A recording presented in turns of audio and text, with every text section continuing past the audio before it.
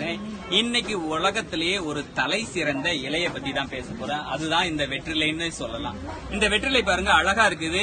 இன்னைக்கு நிறைய நாட்டு ரகங்கள் இருக்குது, ஒட்டு ரகங்கள் இருக்கு. இது பாத்தீங்கன்னா நாட்டு ரகம்னு சொல்லுவோம், அதிக பச்சை நிறத்துல இருக்கும். இது பாத்தீங்கன்னா இன்னைக்கு ஒட்டு ரகங்களே இருக்குது, வெளிர்ன கலர்ல இருக்கும். இந்த நாட்டு ரகங்கள் வெத்தலைக்கு பாத்தீங்கன்னா ஒரு மனம் இருக்கும், சாப்பிடும் போதே ஒரு ருசி இருக்கும்.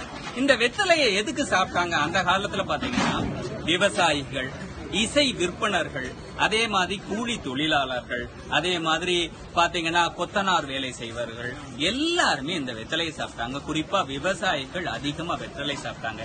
எதுக்கு இந்த வெத்தலையை சாப்பிடுறாங்கன்னா, இந்த வெத்தலை மருந்து கிடையாது, இதுதான் உணவாவே இருந்தது தமிழ்நாட்டுல.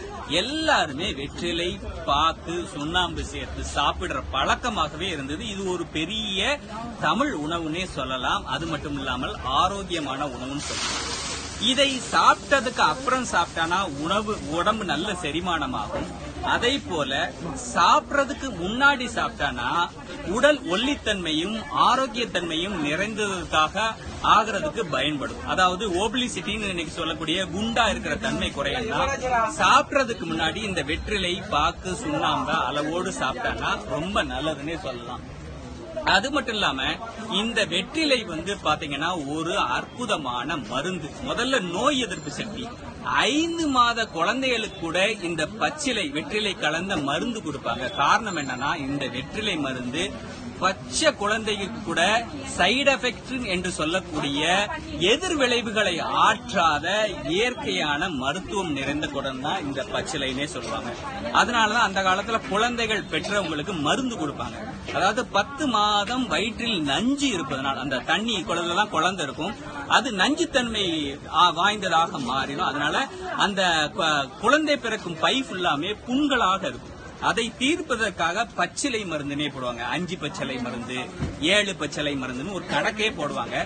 அப்படி மருந்து சாப்பிடும் போது தண்ணி குடிக்க கூடாது. அதுக்கு பதிலாக இந்த வெற்றிலையை ஒரு கெட்டு கொடுத்து சவைக்க சொல்லுவாங்க. உமிழ்நீரோடு கடந்து சவைக்கும் பொழுது கண்டிப்பாக இந்த புண்கள் ஆறும். அது மட்டும் இல்லாமல் இந்த குண்டுத்தன்மை என்பது குழந்தைகள் பிறக்கும் முன்னாடி ஒரு உடல் உப்புத்தன்மை இருக்கும், உப்பு இருக்கும். அதாவது பாத்தீங்கன்னா பெரிதாக மாறிவிடும். அது குறைவதற்கு அல்லது ஒல்லித்தன்மையாக மாறுவதற்கு இந்த வெற்றிலை பயனுள்ளதாக இருக்கும்.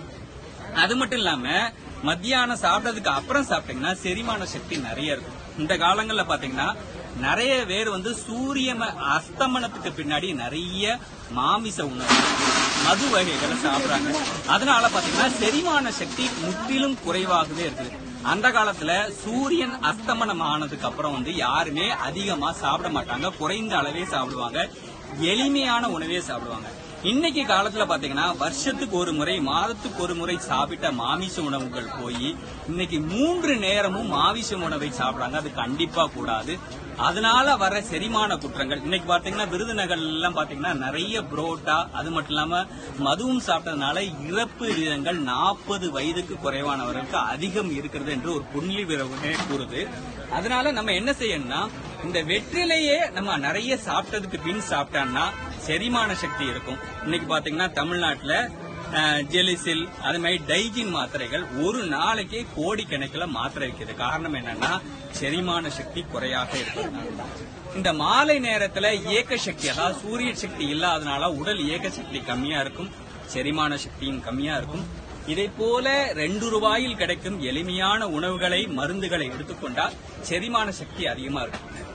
அதுக்கும் மேல உண்மைன்னு பாத்தீங்கன்னா அந்த காலத்துல திருமணத்துக்கு எங்களுக்கு எல்லாம் திருமணம் ஆகும்போது வெற்றிலை கை மாறுன்னு தான் சொல்லுவாங்க. அதாவது சொந்தக்காரங்கள்லாம் எனக்கு அந்த பொண்ணை பிடிச்சிட்டுனா இந்த வெற்றிலை பாக்கணும்னு வச்சுதான் மாறுவாங்க, உறுதி பண்ணிக்கிடுவான்னு சொல்ல, இந்த பொண்ணு எனக்கு தான் அப்படின்னு உறுதி பண்ணிக்குவாங்க.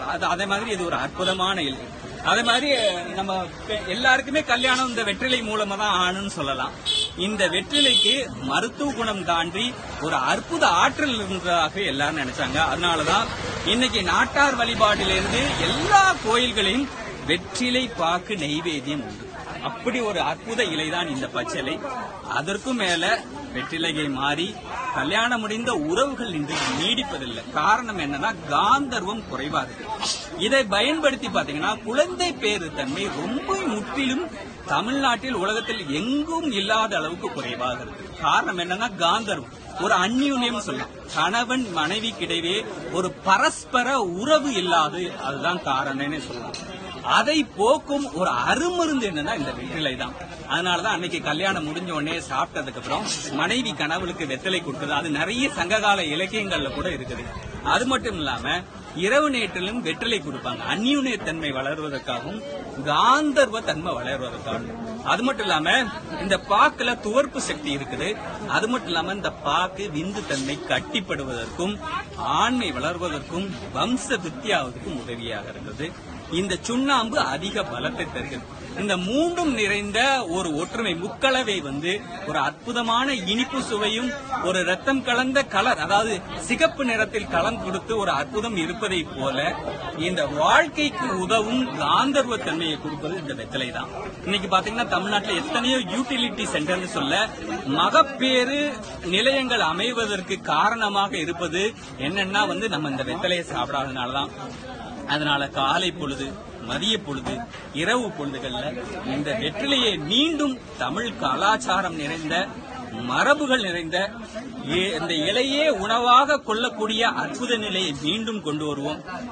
தமிழ்னு பேசிக்கிட்டு, தமிழ் கலாச்சாரத்தை பேசிக்கிட்டு, பண்டைய உணவு முறைகள், பண்டைய மருத்துவ முறைகளை நம்ம கடைபிடிக்காம இருந்தா கண்டிப்பா அதுல வெற்றி அடையாது.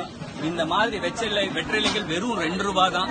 சாப்பிட்டதுக்கு அப்புறம் இதே மாதிரி லேசா சுண்ணாம்பு, அதாவது ஒரு கடுகு பரமாணம் எடுத்து வெற்றிலைக்கு பின்பகுதியில இது அடிப்பாகம், இந்த காம்பு முதல் பாகம், இது ரெண்டையும் பிச்சு எரிஞ்சிட்டு இந்த பின்பகுதியில சுண்ணாம்பு சேர்த்து இதே மாதிரி பாக்குகளை சாப்பிட்டு நம்ம சாப்பிட்டீங்கன்னா அற்புதமான ஒரு சுவை, ஒரு நோய் எதிர்ப்பு சக்தி, ஒரு காந்தர்வ தன்மை வெறும் 2 ரூபாயில கிடைக்குது.